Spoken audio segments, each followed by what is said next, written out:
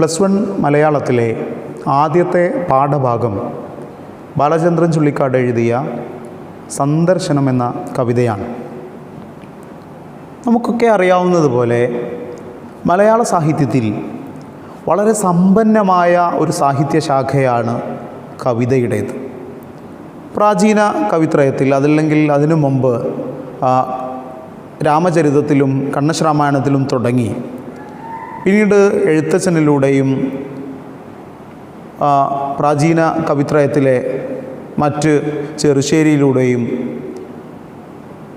കുഞ്ചൻ നമ്പ്യാരിലൂടെയും ഒക്കെ വികസിച്ചു വരുന്ന ആ കാവ്യശാഖ പിന്നീട് ആശാനും വള്ളത്തോളും ഉള്ളൂരും എല്ലാം വളരെ വ്യത്യസ്തമാക്കി തീർത്ത് പിന്നീട് ആധുനിക കവികളിലൂടെ, ആധുനിക സാഹിത്യത്തിലെ കവികളിലൂടെ ഇപ്പോൾ ഏറ്റവും പുതിയതായി ഒരുപാട് ആനുകാലികങ്ങളിലും സാമൂഹ്യ മാധ്യമങ്ങളിലും എല്ലാം നിറഞ്ഞു നിൽക്കുന്ന, സജീവമായി എഴുതിക്കൊണ്ടിരിക്കുന്ന ഒരുപാട് കവികളിലൂടെ മലയാളത്തിൻ്റെ ആ സമ്പന്നമായ കാവ്യ പാരമ്പര്യം തുടർന്നു പോരുന്നുണ്ട് എന്ന് നമുക്ക് കാണാൻ വേണ്ടി കഴിയും. അപ്പം അങ്ങനെ ഒരു പാരമ്പര്യം മലയാളത്തിൽ യഥാർത്ഥത്തിൽ പ്രണയാവിഷ്കാരങ്ങളുമായി ബന്ധപ്പെട്ടും ഉണ്ടായിട്ടുണ്ട്. വ്യത്യസ്തമായി ആശാനിൽ ഒക്കെ ഉണ്ടായിരുന്ന ആ പാരമ്പര്യത്തെ പിന്നീട് അതീവ വൈയക്തികമായ ഒരു തീവ്ര കാൽപ്പനികതയുടെ അനുഭവമാക്കി മാറ്റുന്നത് മലയാളത്തിൽ നമുക്കറിയാം ചങ്ങമ്പുഴയും ഇടപ്പള്ളിയുമൊക്കെയാണ്.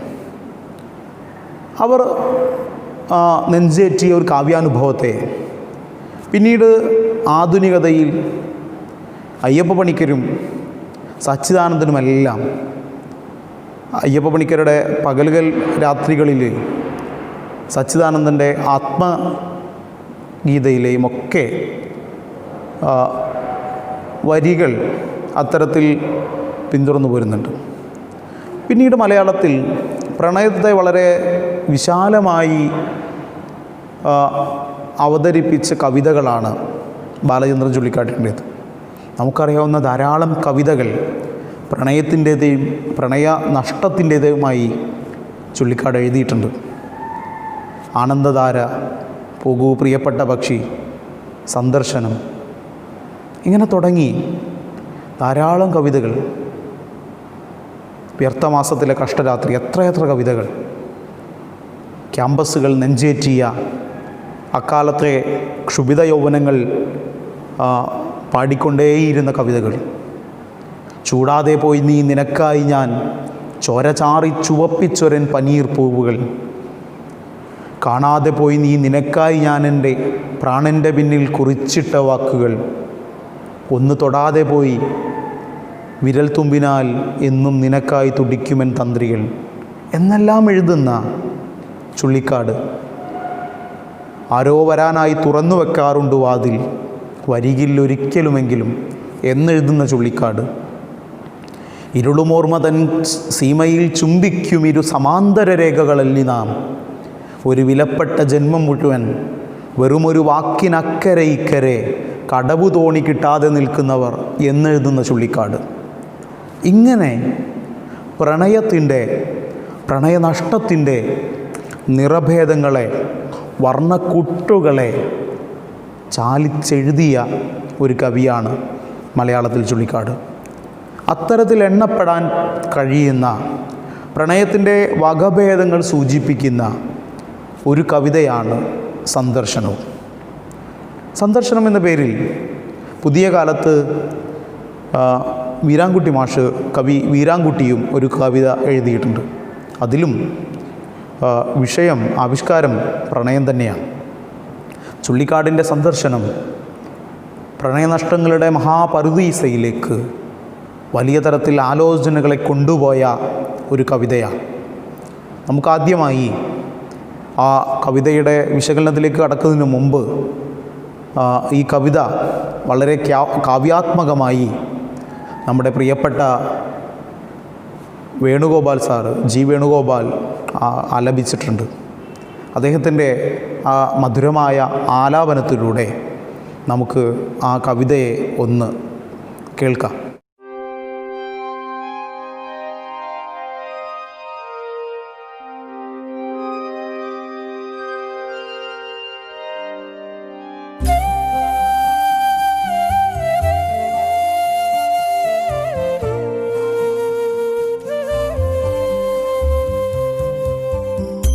അധിക നേരമായി സന്ദർശകർക്കുള്ള മുറിയിൽ മൗനം കുടിച്ചിരിക്കുന്നു നാം.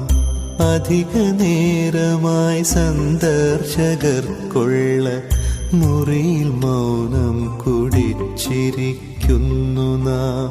ജനലിനപ്പുറം ജീവിതം പോലെ പകൽ വെളിച്ചം പൊലിഞ്ഞു പോകുന്നതും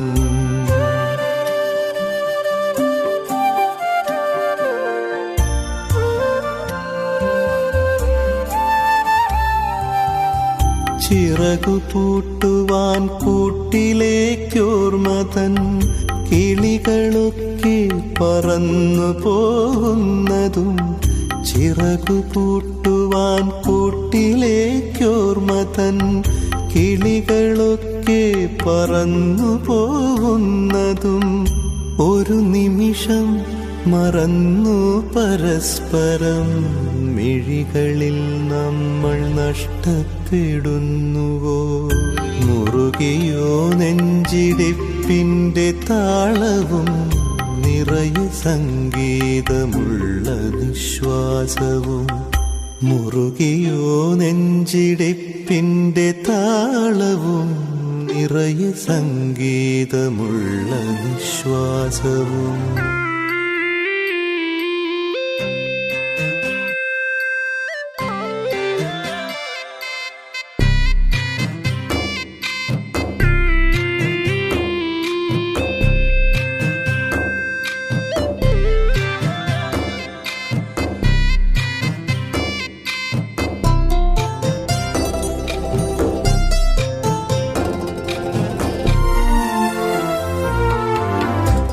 പറയുവാനുണ്ട് പൊൻചെമ്പകം പൂത്ത കരളു പണ്ടേ കരിഞ്ഞു പോയെങ്കിലും.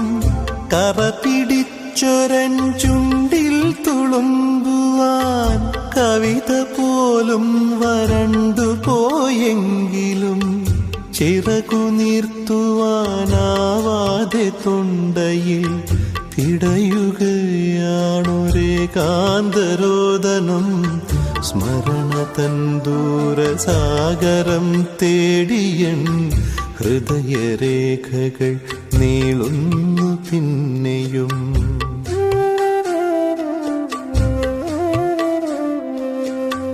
കനകമൈലാഞ്ചി നീരിൽ തുടുത്ത നിൻ വിരൽ തൊടുമ്പോൾ കിനാവ് ചുരന്നതും.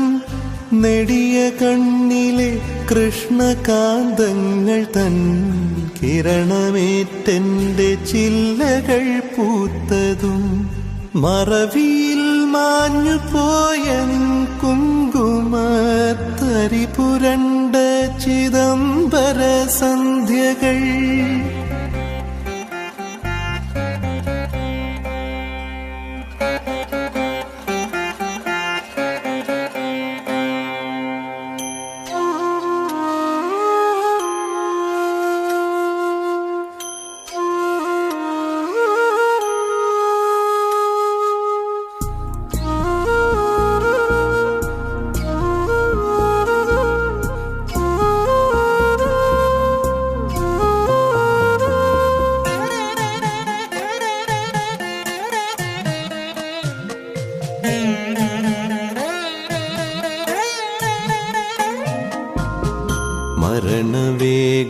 മരണവേഗത്തിലോടുന്ന വണ്ടികൾ, നഗരവീഥികൾ, നിത്യപ്രയാണങ്ങൾ,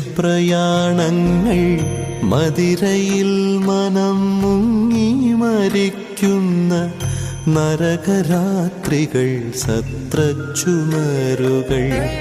മരണവേഗത്തിലോടുന്ന വണ്ടികൾ, നഗരവീഥികൾ, നിത്യപ്രയാണങ്ങൾ, മദിരയിൽ മനം മുങ്ങി മരിക്കുന്ന നരകരാത്രികൾ സത്രച്ചുമരുകൾ.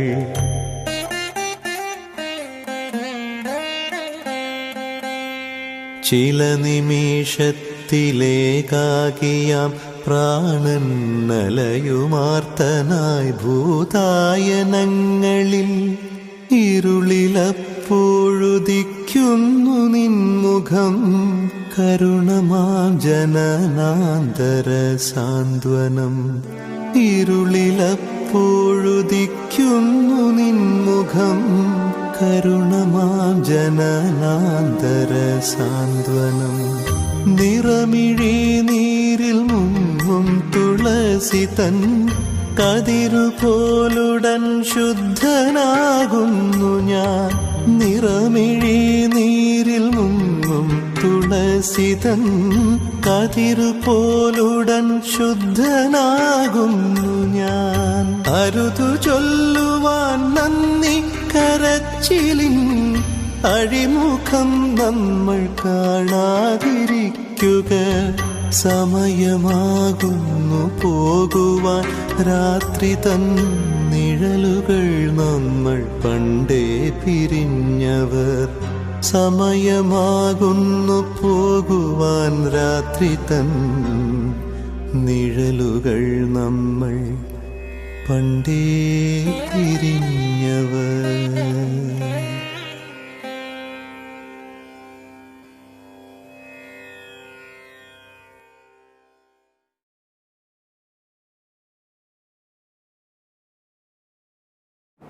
നമ്മൾ ജി വേണുഗോപാലിൻ്റെ മധുരമായ ശബ്ദത്തിലൂടെ കാവ്യാത്മകമായ ആലാപനത്തിലൂടെ സന്ദർശനം എന്ന കവിത കേട്ടുകഴിഞ്ഞു.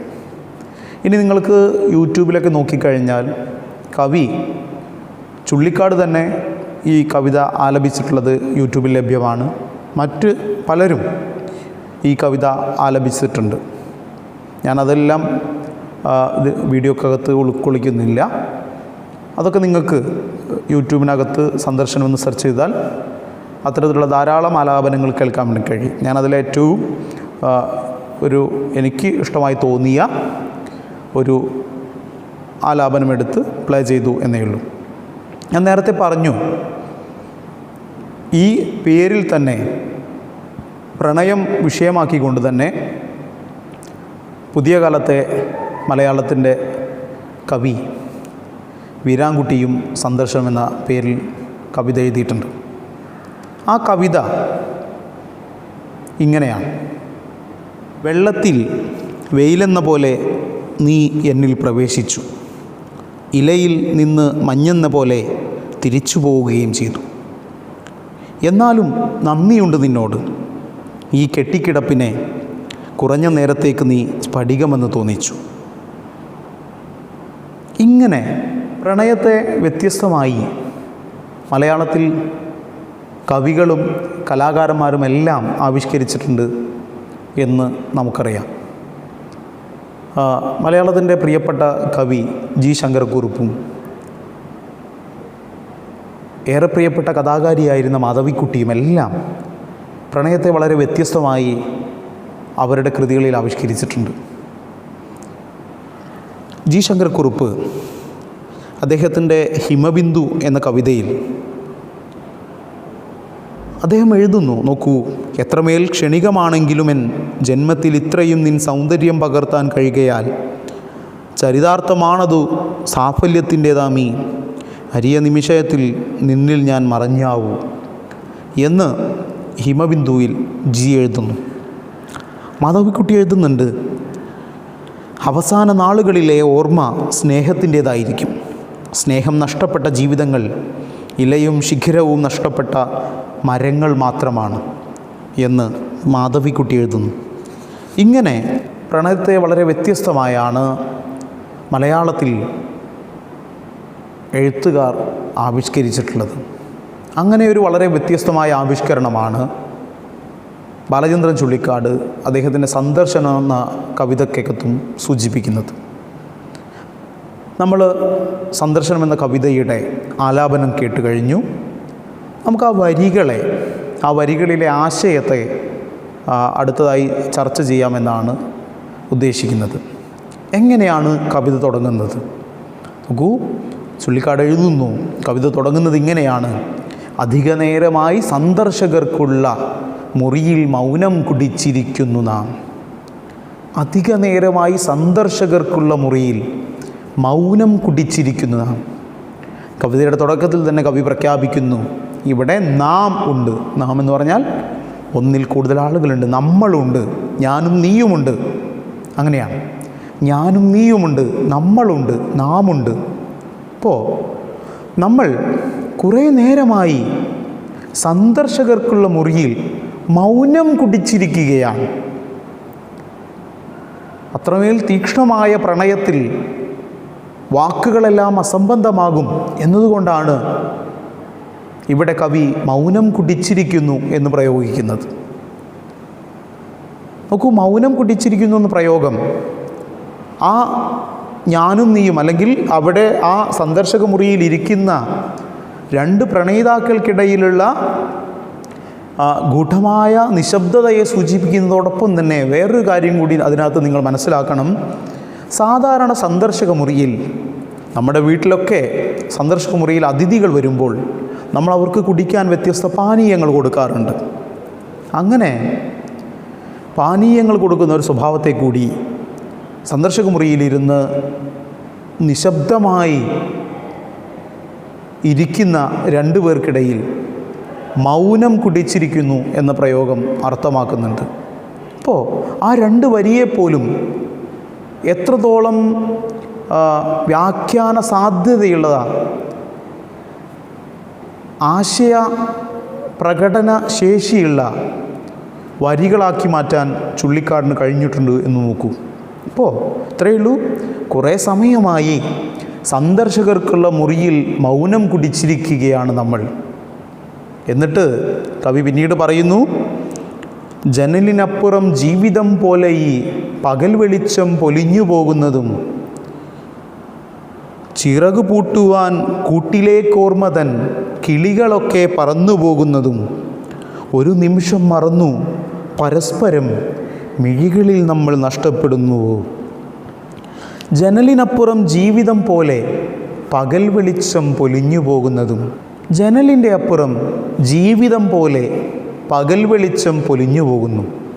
അവരിയ്ക്കുന്ന സന്ദർശക മുറിയുടെ പുറത്ത്, ജനലിന് പുറത്ത് പകൽ വെളിച്ചം പൊലിഞ്ഞു പോകുന്നുണ്ട്. എന്തുണ്ട്? പുറത്ത് പ്രകൃതി പകല് മാറി ഇരുട്ടാവുന്നുണ്ട്, സന്ധ്യയാകുന്നുണ്ട്. അകത്ത്, സന്ദർശക മുറിയുടെ അകത്ത് അവരുടെ ജീവിതവും പൊലിഞ്ഞുകൊണ്ടിരിക്കുകയാണ്. അവരുടെ ജീവിതവും പ്രണയ ജീവിതവും അവസാനിക്കാൻ പോവുകയാണ്. നോക്കൂ, പ്രകൃതിയിലെ ഒരു സാധാരണ മാറ്റത്തെ ഇവിടെ മനുഷ്യാവസ്ഥയുമായി കൂട്ടിക്കെട്ടുകയാണ് കവി ചെയ്യുന്നത്. ജനലിൻ്റെ അപ്പുറത്ത്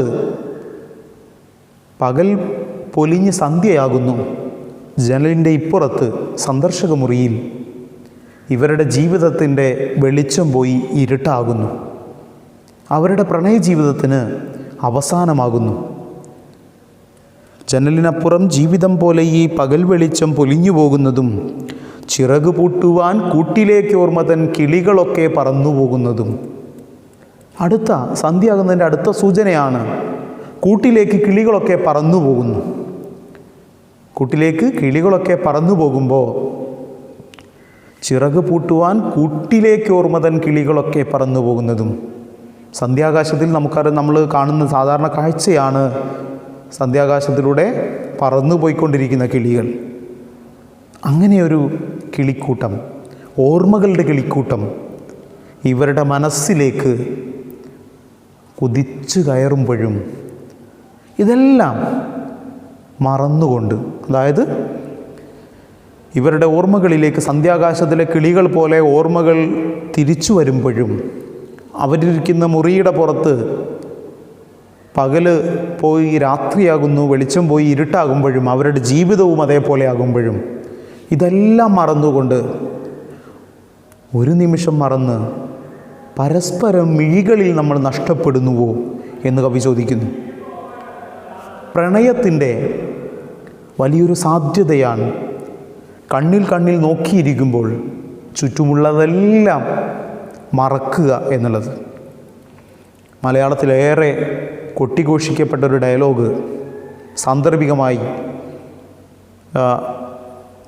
നിങ്ങളുടെ മനസ്സിലേക്ക് വരുന്നുണ്ടാകും. തട്ടത്തിൻ മറയത്ത് എന്ന സിനിമയിൽ നിവിൻ പോളിയുടെ കഥാപാത്രം പറയുന്ന ഒരു ഡയലോഗ് ഉണ്ടല്ലോ, അവൾ തട്ടമിട്ടാലുണ്ടല്ലോ സാറേ, പിന്നെ ചുറ്റുമുള്ളതൊന്നും കാണാൻ കഴിയില്ല. പ്രണയത്തിൻ്റെ ശക്തിയും സാധ്യതയുമാണത്. പരസ്പരം മിഴികളിൽ നോക്കിയിരിക്കുമ്പോൾ നമ്മൾ ചുറ്റുമുള്ളതെല്ലാം വിസ്മരിക്കും. കണ്ണിൽ നോക്കിയിരിക്കുന്ന കമിതാക്കൾക്കിടയിൽ ബാക്കി ലോകത്ത് നടക്കുന്ന മുഴുവൻ കാര്യങ്ങളും അപ്രസക്തമാണ്.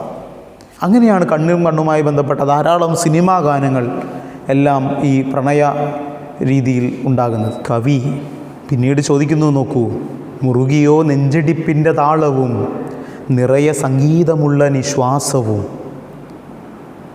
പ്രണയ ജീവിതത്തിൻ്റെ ഓർമ്മകളിലേക്ക്, ചിന്തകളിലേക്ക് നോക്കി പരസ്പരം കണ്ണിൽ നോക്കിയിരിക്കുമ്പോൾ ബാക്കിയുള്ളതെല്ലാം വിസ്മരിക്കുമ്പോൾ ആ ഓർമ്മകൾ നിൻ്റെ നെഞ്ചിടിപ്പിനെ മുറുക്കുന്നുണ്ടോ, നെഞ്ചിടിപ്പ് വർദ്ധിക്കുന്നുണ്ടോ? നമ്മളെപ്പോഴും ഏറ്റവും പ്രധാനപ്പെട്ട ഒരു സമ്മർദ്ദഘട്ടത്തിൽ നിൽക്കുമ്പോഴാണ് നമ്മുടെ നെഞ്ചിടിപ്പ് ഉയരുക. മുറുകിയോ നെഞ്ചിടിപ്പിൻ്റെ താളവും നിറയെ സംഗീതമുള്ള നിശ്വാസവും. നോക്കൂ, പ്രണയിതാവിൻ്റെ നിശ്വാസത്തിൻ്റെ താളക്രമത്തെപ്പോലും മനസ്സിലാകത്തക്ക തരത്തിൽ അത്രമേൽ ഹൃദ്യമാണ്, അത്രമേൽ ഗാഢമാണ് അവരുടെ ബന്ധം എന്ന് നമുക്ക് ഈ വരികളിൽ നിന്ന് മനസ്സിലാക്കാൻ വേണ്ടി പറ്റും. പിന്നീട് കവി പറയുന്നത്, പറയുവാനുണ്ട് പൊൻചെമ്പകം പൂത്ത കരളുപണ്ടേ കരിഞ്ഞുപോയെങ്കിലും കറപിടിച്ചൊരൻ ചുണ്ടിൽ തുളുമ്പുവാൻ കവിത പോലും വരണ്ടുപോയെങ്കിലും ചിറകു നീർത്തുവാനാവാതെ തൊണ്ടയിൽ പിടയുകയാണ് ഒരേകാന്തരോദനം. പറയാനുണ്ട് പൊൻചെമ്പകം പൂത്ത കരള് പണ്ടേ കരിഞ്ഞുപോയെങ്കിലും. നോക്കൂ, ചെമ്പകം മലയാളികളുടെ ഏറ്റവും പ്രിയപ്പെട്ട ഒരു പ്രണയരൂപകമാണ്. ചെമ്പകം എന്ന പുഷ്പം, ചെമ്പകത്തിൻ്റെ മണം. വലിയൊരു ചെമ്പകം ഒക്കെ ഉള്ള ഒരു സ്ഥലത്ത് ചെമ്പകം പൂക്കുന്ന സമയത്ത് ആ നാടിനാകെ ചെമ്പകത്തിൻ്റെ മണം ഉണ്ടാകും. ചെമ്പകം മലയാളികൾക്കേറെ പ്രിയപ്പെട്ട ഒരു പ്രണയരൂപകമാണ്. ആ പ്രണയരൂപകമാണ് പൊൻചെമ്പകം പൂത്ത കരൾ. അവരുടെ പ്രണയത്തിൻ്റെ വിശുദ്ധമായ കാലമാണ്. പ്രണയം പുത്തുലഞ്ഞു നിന്നിരുന്ന, പ്രണയം നല്ല സുഗന്ധം പൊഴിച്ചിരുന്നൊരു കാലത്ത് പറയുവാനുണ്ട് പൊൻചെമ്പകം പൂത്ത കരളു പണ്ടേ കരിഞ്ഞുപോയെങ്കിലും. ആ കരള് ഒരു കാലത്ത് പ്രണയം പുത്തുലഞ്ഞിരുന്ന, പ്രണയത്തിൻ്റെ സുഗന്ധം ആ നാടിലെ ആകെ പ്രസരിപ്പിച്ചിരുന്ന ആ കരൾ ഇപ്പോൾ കരിഞ്ഞു പോയിരിക്കുന്നു. എങ്ങനെയാണ് കരിഞ്ഞു പോയത്? പറയുന്നു പിന്നീടോ, കറ പിടിച്ചൊരൻ ചുണ്ടിൽ തുളുമ്പുവാൻ കവിത പോലും വരണ്ടുപോയെങ്കിലും. ഒരു കാലത്ത് അനുസ്യൂതമായി കവിത ഒഴുകിയിരുന്ന ആ ചുണ്ട് ഇപ്പോൾ കറ പിടിച്ച് വരണ്ടുപോയിരിക്കുന്നു. ലഹരിയാണ്. പ്രണയനഷ്ടം ജീവിത നഷ്ടം തന്നെയായി കണക്കാക്കുന്ന പ്രണയിതാവ് ലഹരിക്ക് അടിമപ്പെട്ടിരിക്കുന്നു. അദ്ദേഹത്തിൻ്റെ ജീവിതമാകെ താറുമാറായിരിക്കുന്നു എന്ന് നമുക്ക് കാണാൻ വേണ്ടി കഴിയും. എന്നിട്ട് കവി പറയുകയാണ്, ഇങ്ങനെയുള്ളൊരു കാലത്ത് തൊണ്ടയിൽ പിടയുകയാണ് ഒരു ഏകാന്തരോദനം. ചിറക് നിർത്താനാവാതെ തൊണ്ടയിൽ പിടയുകയാണ് ഒരു ഏകാന്തരോദനം എന്നാണ്. നോക്കൂ, തൊണ്ടയിൽ പിടയുന്ന ഏകാന്തരോദനം. രോദനം സങ്കടക്കരച്ചിലല്ലേ? ഏകാന്തമായ രോദനമോ ഒറ്റയ്ക്കായിപ്പോയി എന്നുള്ള സങ്കടക്കരച്ചിലാണ്. താൻ ഈ ലോകത്ത് ഒറ്റയ്ക്കായി പോയിരിക്കുന്നു. തന്നെ സ്നേഹിക്കപ്പെടാൻ താൻ അർഹനല്ല എന്നുള്ള സ്ഥിതി വന്നിരിക്കുന്നു. അങ്ങനെ ഒരു കാലത്ത് ജീവിക്കുമ്പോഴാണ് അദ്ദേഹത്തിന് ഏകാന്തരോദനം വരുന്നത് തൊണ്ടയിൽ. പക്ഷേ ആ ഏകാന്തരോദനം തൊണ്ടയിൽ തന്നെ പിടഞ്ഞ് അവസാനിക്കുകയാണ്. അത് പുറത്തേക്ക് വരാനുള്ള ചിറക് നീർത്തുവാൻ ആ കരച്ചിലിന് കഴിയുന്നില്ല. എന്ന് പറഞ്ഞാൽ ഒറ്റയ്ക്കായി പോയി എന്നുള്ള മഹാകരച്ചിൽ നിശബ്ദമായാണ് പ്രണയിതാവ് നടത്തുന്നത്. അത് തൊണ്ടയിൽ നിന്ന് പുറത്തേക്ക് വരുന്നില്ല, ചിറക് നിർത്താൻ കഴിയുന്നില്ല. അപ്പോൾ പ്രണയം ഒത്തുലഞ്ഞിരുന്നൊരു കാലത്ത്, പ്രണയം സുഗന്ധം പൊഴിച്ചിരുന്നൊരു കാലത്തെ കരൾ ഇപ്പോൾ കരിഞ്ഞു പോയിരിക്കുന്നു. കവിത അനുസ്യൂതമായി തുടർച്ചയായി ഒഴുകിക്കൊണ്ടിരുന്ന ചുണ്ട് കറ പിടിച്ച് വരണ്ടുപോയിരിക്കുന്നു. ഒറ്റയ്ക്കായിപ്പോയി എന്നുള്ള സങ്കടക്കരച്ചിൽ തൊണ്ടയിൽ എപ്പോഴും രൂപപ്പെടുന്നുണ്ടെങ്കിലും അത് പുറത്തേക്ക് വരാൻ ശക്തിയില്ലാതെ അയാളുടെ ജീവിതം തകർന്നു പോയിരിക്കുന്നു. അങ്ങനെ ഒരു വല്ലാത്ത തകർച്ചയുടെ ചിത്രമാണ് ഈ കവിത, ഈ വരികൾ നമുക്ക് തരുന്നത്. പിന്നീട് കവി പറയുന്നത്, സ്മരണതൻ ദൂരസാഗരം തേടിയൻ ഹൃദയരേഖകൾ നീളുന്നു പിന്നെയും. അപ്പോഴും ഈ പ്രണയത്തകർച്ചയുടെ ഘട്ടത്തിലും സ്മരണതൻ ദൂരസാഗരം തേടിയൻ ഹൃദയരേഖകൾ നീളുന്നു പിന്നെയും. ഓർമ്മകൾ, പ്രണയം പൂത്തുലഞ്ഞിരുന്ന സുഗന്ധം പൊഴിച്ചിരുന്ന കാലത്തേക്കുള്ള ഓർമ്മകൾ, ആ ഓർമ്മകളുടെ ദൂരസാഗരത്തിലേക്ക് അദ്ദേഹത്തെ വീണ്ടും കൊണ്ടുചെന്നെത്തിക്കുന്നുണ്ട് കാലം. ഓർമ്മകളിലൂടെ ആ പ്രണയത്തിൻ്റെ വസന്തകാലത്തിലേക്ക് അദ്ദേഹം തിരികെ നടക്കുകയാണ്. കനകമൈലാഞ്ചി നീരിൽ തുടുത്ത നിൻ വിരൽ തൊടുമ്പോൾ കിനാവ് ചുരന്നതും. അതാണ് ആ പ്രണയകാലത്തിൻ്റെ വസന്തം എന്ന് പറയുന്നത്. കനകമൈലാഞ്ചി നീരിൽ തുടുത്ത നിൻ വിരൽ തൊടുമ്പോൾ കിനാവ് ചുരന്നതും. നോക്കൂ, കനകമൈലാഞ്ചിയുടെ നീരിൽ തുടുത്ത വിരൽ, അവിടെ വിരലിൻ്റെ തുടിപ്പ്, വെളുത്ത തുടുത്ത വിരൽ നമ്മുടെ ഒരു സൗന്ദര്യ ലക്ഷണങ്ങളാണ്. കനകമൈലാഞ്ചി നീര്, മൈലാഞ്ചിയുടെ നിറം ചുവപ്പാണ്, പ്രണയത്തിൻ്റെ നിറവും ചുവപ്പാണ്. അപ്പോൾ കനകമൈലാഞ്ചി നീരിൽ തുടുത്ത ചുവന്ന മൈലാഞ്ചിയിട്ട ചുവന്ന നിറമുള്ള തുടുത്ത വിരൽ കൊണ്ട് നീ തൊടുമ്പോൾ കിനാവ് ചുരന്നിരുന്നു. എന്താണ് കിനാവ്? തങ്ങളുടെ വരാൻ പോകുന്ന ഭാവി ജീവിതത്തെക്കുറിച്ചുള്ള കിനാവ്. നോക്കൂ, പ്രണയിതാവ് വിരൽ തൊടുമ്പോൾ, വിരൽ കൊണ്ടൊന്ന് സ്പർശിക്കുമ്പോൾ തങ്ങൾ ഇരുവരും ചേർന്ന് നയിക്കേണ്ടുന്ന ഭാവി ജീവിതത്തിൻ്റെ വലിയ കിനാവുകളിലേക്ക് പ്രണയത്തിൻ്റെ നിറമായ ചുവപ്പ്, മൈലാഞ്ചിയിട്ട ചുവന്ന തുടുത്ത വിരൽ കൊണ്ട് നീ തൊടുമ്പോൾ എനിക്കുണ്ടായിരുന്നു എന്ന് കവി പറയുന്നു. കനകമൈലാഞ്ചി നീരിൽ തുടുത്ത നിൻ വിരൽ തൊടുമ്പോൾ കിനാവ് ചുരന്നതും, നെടിയ കണ്ണിലെ കൃഷ്ണകാന്തങ്ങൾ തൻ കിരണമേറ്റിൻ്റെ ചില്ലകൾ പൂത്തതും. പിന്നെയോ, നെടിയ കണ്ണിലെ, മനോഹരമായ കണ്ണിലെ കൃഷ്ണകാന്തങ്ങളേറ്റ്, കൃഷ്ണമണിയെ ഇവിടെ കാന്തത്തോട് ഉപമിച്ചിരിക്കുന്നു. ആ മനോഹരമായ വിടർന്ന കണ്ണിലെ ഏറെ ആകർഷക ശക്തിയുള്ള ഒന്നാണ് പ്രണയിതാവിൻ്റെ ഒരു നോട്ടം. കൃഷ്ണമണി, കൃഷ്ണകാന്തം നോട്ടം, കിരണമേറ്റൻ്റെ ചില്ലകൾ പൂത്തത്. നോക്കൂ, മരം പൂക്കണമെങ്കിൽ അവിടേക്ക് സൂര്യരശ്മികൾ ഉണ്ടാകണം. ഇവിടെ ഇദ്ദേഹത്തിൻ്റെ ജീവിതത്തിൻ്റെ ചില്ലകൾ പൂക്കുന്നത് എപ്പോഴാണ്? പ്രണയിതാവ് കാന്തശക്തിയാലുള്ള നോട്ടം അയാളിലേക്ക് നടത്തുമ്പോഴാണ്. പ്രണയിതാവിൻ്റെ നോട്ടമാണ് ഇവിടെ ജീവിതത്തിൻ്റെ ചില്ലകൾ വീണ്ടും തളിർപ്പിക്കുന്നത്. എങ്ങനെയാണോ പ്രകൃതിയിൽ ഒരു മരത്തെ സൂര്യരശ്മികൾ തളിർത്തു കൊണ്ടുവരുന്നത്, അതുപോലെയാണ് ഇദ്ദേഹത്തിൻ്റെ ജീവിതത്തെ കവി ഇത്തരത്തിൽ വളർത്തുന്നത്. മറവിയിൽ മാഞ്ഞുപോയ നിൻ കുങ്കുമത്തരി പുരണ്ട ചിദംബര സന്ധ്യകൾ എന്നാണ് കവി പിന്നീട് പറയുന്നത്. നോക്കൂ, മറവിയിൽ മാഞ്ഞുപോയ കുങ്കുമത്തരി പുരണ്ട ചിദംബര സന്ധ്യകൾ എല്ലാം വീണ്ടും വീണ്ടും സ്മരിക്കാനുള്ള സന്ധ്യകളായി മാറിക്കഴിഞ്ഞു. കുങ്കുമ തരി പുരണ്ട ചിദംബര സന്ധ്യകൾ.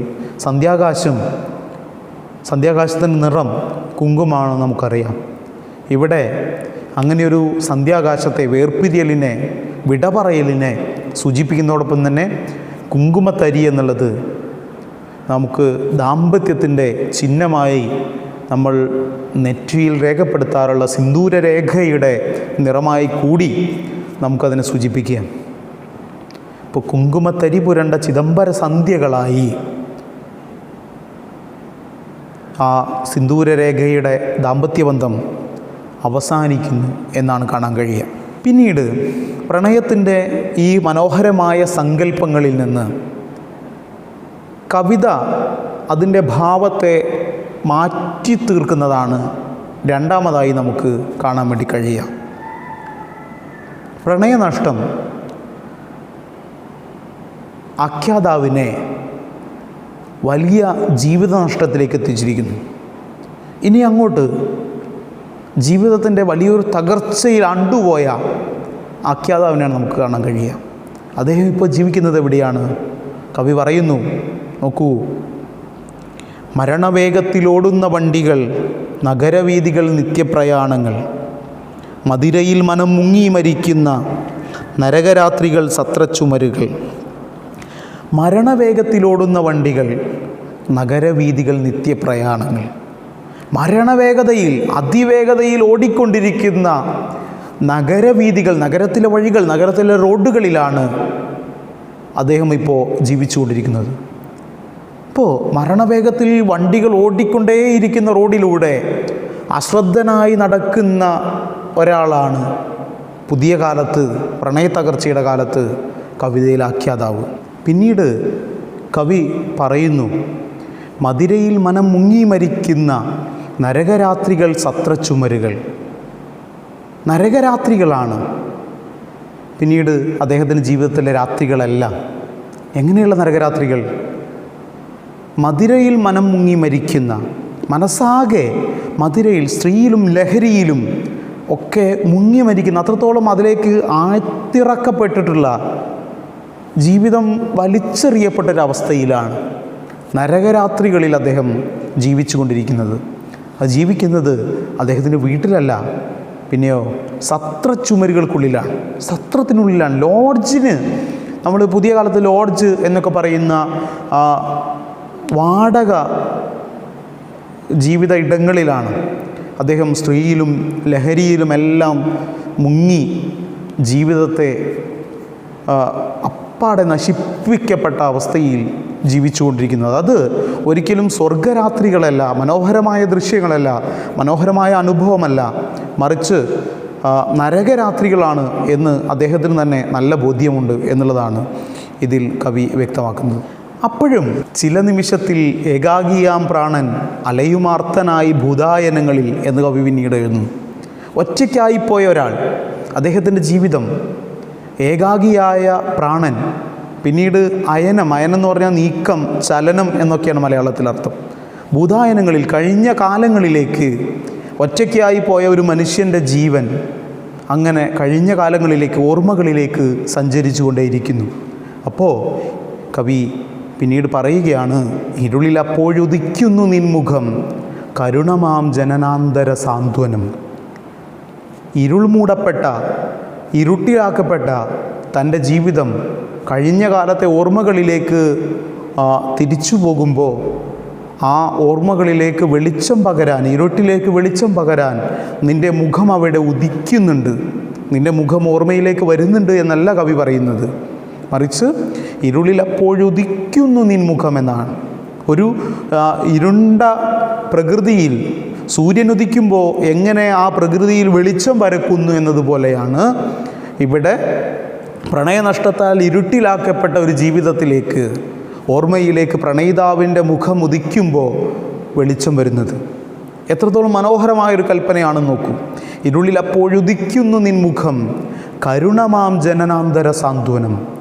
ഏറെ കാലം കഴിഞ്ഞും ഒരു സാന്ത്വനമായി മാറാൻ, ഒന്ന് ഒരു തലോടലായി അനുഭവപ്പെടാൻ ആ മുഖം ഓർമ്മകളിലേക്ക് വരുന്നതോടെ കഴിയുന്നുണ്ട് എന്നുള്ളതാണ്. പ്രണയത്തിൻ്റെ കാലാന്തരീയമായ ശക്തിയെയാണ് ഈ വരികൾ സൂചിപ്പിക്കുന്നത് എന്ന് കാണാൻ വേണ്ടി കഴിയും. പിന്നീട് വീണ്ടും കവി വർത്തമാനത്തിലേക്ക് തിരിച്ചു വരുന്നു. കവി പറയുന്നു, അരുതു ചൊല്ലുവാൻ നന്ദി, കരച്ചിലിന് അഴിമുഖം നമ്മൾ കാണാതിരിക്കുക. ഈ സന്ദർശക മുറിയിൽ ഒന്നും മിണ്ടാതെ ഇരുന്നതിന് നന്ദി. മിണ്ടിയിരുന്നെങ്കിൽ ഒരു പക്ഷേ കരച്ചിലിൻ്റെ അഴിമുഖം നമ്മൾ കാണാതെ ഇടവരുമായിരുന്നു. അഴിമുഖം പുഴയും കടലും കൂടി ചേരുന്ന സ്ഥലമാണല്ലേ, നമുക്കറിയാം. അപ്പം അങ്ങനെയുള്ള അഴിമുഖത്തിലേക്ക്, കരച്ചിലിൻ്റെ അഴിമുഖത്തിലേക്ക് നമ്മൾ എത്തുമായിരുന്നു. എങ്ങനെയെങ്കിൽ നമ്മൾ എന്തെങ്കിലും മിണ്ടിയിരുന്നെങ്കിൽ നമ്മൾ പൊട്ടിക്കരഞ്ഞു പോകുമായിരുന്നു. പക്ഷേ ഒന്നും മിണ്ടാതിരുന്നത് കൊണ്ട് നമുക്കത് വേണ്ടി വന്നില്ല. അപ്പോൾ മിണ്ടാതിരുന്നതിന് നന്ദി. പരസ്പരം കരച്ചിലിൻ്റെ അഴിമുഖം നമുക്ക് കാണാൻ ഇടവന്നില്ലല്ലോ, അതിന് നന്ദിയുണ്ട് നിന്നോട്. സമയമാകുന്നു പോകുവാൻ, രാത്രി തൻ നിഴലുകൾ നമ്മൾ പണ്ടേ പിരിഞ്ഞവർ എന്ന് കവിത അവസാനിക്കുകയാണ്. നമുക്കിരുവർക്കും പിരിഞ്ഞു പോകാനുള്ള സമയമായിരിക്കുന്നു. നമ്മളിരുവരും പണ്ടേ പിരിഞ്ഞവരാണ്. രാത്രിയുടെ നിഴലാണ്. രാത്രിയിൽ നമുക്കറിയാം നിഴൽ നമ്മുടെ കൂടെ ഉണ്ടാവില്ല. അതേപോലെ ഇനി എൻ്റെ കൂടെ നീയും നിൻ്റെ കൂടെ ഞാനുമില്ല. നമ്മൾ രാത്രിയിലെ നിഴലുകൾ പോലെ പണ്ടേ പിരിഞ്ഞവരാണ്. നമുക്ക് വേർപിരിയാൻ, വീണ്ടും വേർപിരിയാൻ സമയമായിരിക്കുന്നു. പോകുവാൻ സമയമായിരിക്കുന്നു. പോകാം. നോക്കൂ, പ്രണയത്തിൻ്റെ മഹാശക്തിയെയും അത് ഉയർത്തുന്ന വളരെ ശബളിതമായ ഒരു ലോകത്തെയും ഒക്കെ കാണുന്നതോടൊപ്പം തന്നെ പ്രണയം ജീവിതത്തിലുണ്ടാക്കുന്ന വലിയ ഒരു നഷ്ടത്തെയും കൂടി ഈ കവിത മുന്നോട്ട് വെക്കുന്നുണ്ട്. സന്ദർശനം എന്ന ചുള്ളിക്കാടിൻ്റെ ഈ കവിത മൊത്തമായി എടുത്തു കഴിഞ്ഞാൽ നമുക്കറിയാം പ്രണയത്തിൻ്റെ ഭൂത വർത്തമാനങ്ങൾ ഈ കവിതയിൽ ചുള്ളിക്കാട് ആവിഷ്കരിക്കുന്നതായിട്ട് നമുക്ക് കാണാൻ വേണ്ടി കഴിയും. നോക്കൂ, പ്രണയത്തിൻ്റെ ഭൂതകാലം മനോഹരമായ പ്രണയകൽപ്പനകളാൽ ഈ കവിതയിലുണ്ട്. പൊൻചെമ്പകം പൂത്ത കരൾ, എത്ര മനോഹരമായ കൽപ്പനയാണ്. നമ്മൾ പറഞ്ഞു ജീവിതത്തിൻ്റെ വസന്തകാലമാണ് പ്രണയം. നോക്കൂ, പ്രകൃതിയിലെ വസന്തകാലത്തിലാണ് പൂക്കൾ പുഷ്പിക്കാറുള്ളത്. ഇവിടെ ജീവിതത്തിൻ്റെ വസന്തകാലത്തിലാണ്, പ്രണയത്തിലാണ് കരൾ പുഷ്പിക്കുന്നത്. അപ്പോൾ ജീവിതത്തിൻ്റെ വസന്തമാണ് പ്രണയം എന്നൊക്കെ നമുക്ക് പറയാവുന്ന, അങ്ങനെ ഒരു സൂത്രവാക്യത്തിലേക്ക് എത്താവുന്ന മനോഹരമായ ഭൂതകാലത്തെ പ്രണയകൽപ്പനകൾ ഈ കവിതയിലുണ്ട്. അതോടൊപ്പം വർത്തമാനകാലത്തിൻ്റെ പ്രണയത്തകർച്ചയുടെ കുഴിയിലേക്ക് എടുത്തെറിയപ്പെട്ട ഒരു മനുഷ്യൻ്റെ ജീവിത തകർച്ചയും ഈ കവിതയിൽ നമുക്ക് കാണാൻ വേണ്ടി കഴിയും. അങ്ങനെ പ്രണയത്തിൻ്റെ രണ്ട് വകഭേദങ്ങൾ, കഴിഞ്ഞ കാലത്തെ മനോഹരമായ പ്രണയ ജീവിതവും പ്രണയത്തകർച്ചയ്ക്ക് ശേഷം ജീവിതമാകെ എടുത്തെറിയപ്പെട്ട ഒരു മനുഷ്യൻ്റെ കഥനകഥയും ഈ കവിതയിൽ നമുക്ക് കാണാൻ വേണ്ടി കഴിയും.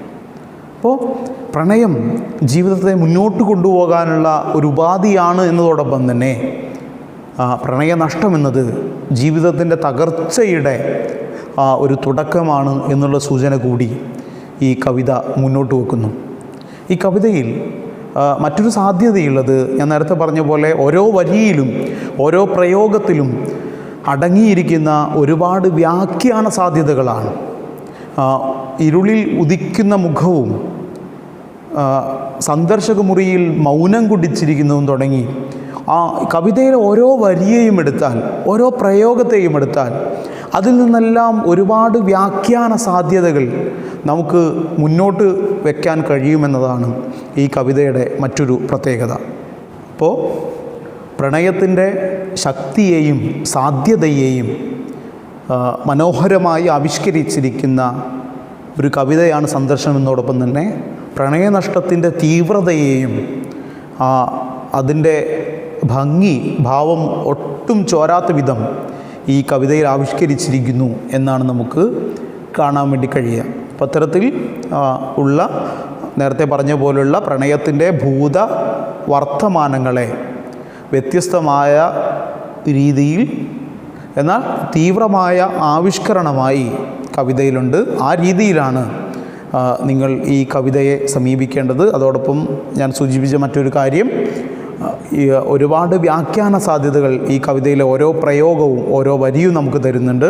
അപ്പോൾ അതിൻ്റെ വ്യത്യസ്തമായ വ്യാഖ്യാന സാധ്യതകളിലേക്ക് പോകുമ്പോഴേ നമുക്ക് ഈ കവിതയുടെ വിശകലനം പൂർണ്ണമാകുകയുള്ളൂ. അപ്പോൾ മറ്റൊരു ദിവസം മറ്റൊരു ക്ലാസ്സിൽ നമുക്ക് വീണ്ടും കാണാം. നന്ദി, നമസ്കാരം.